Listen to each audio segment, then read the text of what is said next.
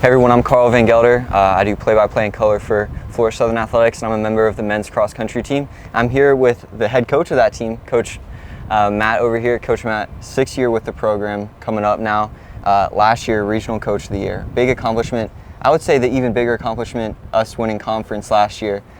We got to start with that. What was that experience like, and how are you trying to move that into this coming season? I mean, last year was just, it was a tale of kind of two seasons. We started off the year getting a victory over Embry-Riddle, the first time that we were able to get a victory over Embry-Riddle, who is favored to win the conference. And, and then they went through 3 races in a row where they beat us. Yep. And things were looking like they could be tough for us. And then we just caught the momentum at the right time. You know, this, like any other sport, it's like whoever you can, if you can catch a healthy streak when you need to. And,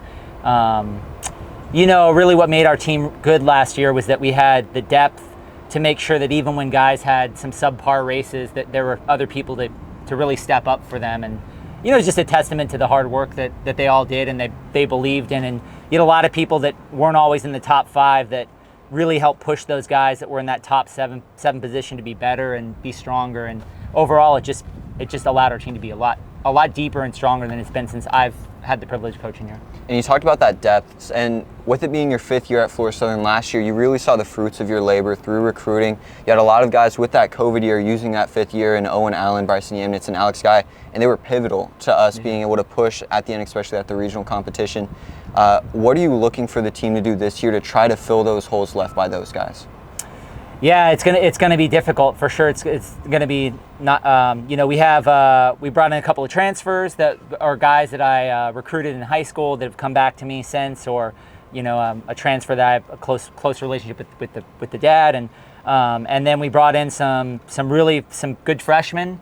And when you return, you may lose 3 of your top 6, but if you return 17 of your top 20, you're in pretty good shape. So.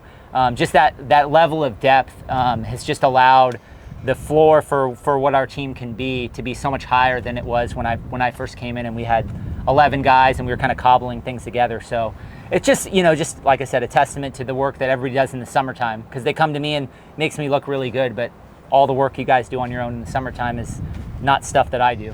And you talked about the depth and the new additions, and some of the people at home may not know the names as well. We're not always going to be in the newspaper or on TV for our races, but who are some guys to look for this year?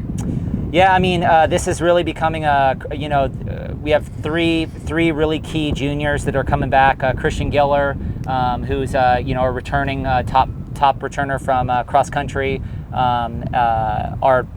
Chris Colavita from New Jersey. One of our only kids is not from Florida, basically on the team, and he's coming back in and he's looking really, really strong. And then Anthony Matthew, and those 3 are kind of the big 3 core for us coming in as juniors. And and then we have some our returning sophomores. Declan Ziamek was their top finisher last year.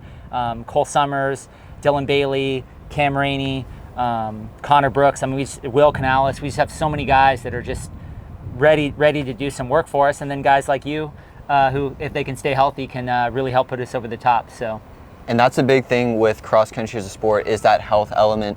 And this year we've done a lot to really piece that together, try to stay healthy throughout the year. And this year the meet schedule is a little bit different than what we've had in past years, a little bit more traveling. And can you walk us through a little bit of that schedule?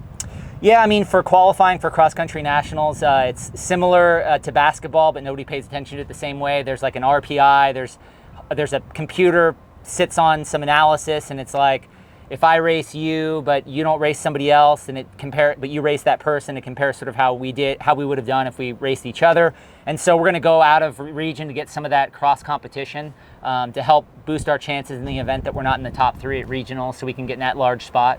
But aside from like the mathematical element, just giving our teams a chance to compete against programs from other parts of the country.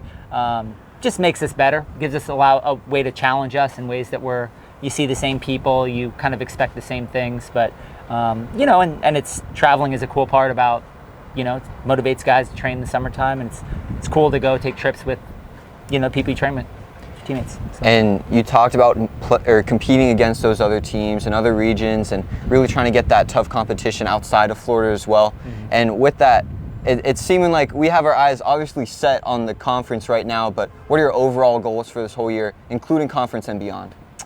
Yeah, I've thought about that a lot. I haven't talked too much to the team about overall goals for the squad. I mean, you know, everybody says that they want to win a championship, and I certainly would like to defend our conference title, but I'm really, as much as I can, I'm going to stay focused on each race as they come each week, and really building up our volume and our intensity so that we're going to be able to peak at the right time and stay healthy and do all those things. And that's my bigger goal. You know, I always say that I'd like to have the 10th best guy in the region or the conference as much as I'd like to have the best guy in the conference, because that depth really can help sustain you. And I think we can this year have the top finisher and the 10th best, you know, the 10th best finisher in the conference as well. And so, you know, I'd like to still continue for that sort of goal, as much mining the back end as I do the front end. So. And Coach, thank you for your time. We know you have a meeting at Holloway soon, and there will be a lot of stuff at Holloway for us this year. So yeah. Anything you want to say to the people at home?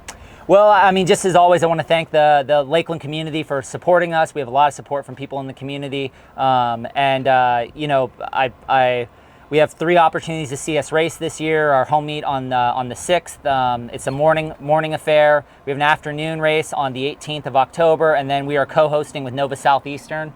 So you have a chance to watch us defend a conference championship out there on October 25th. I think that's the date there.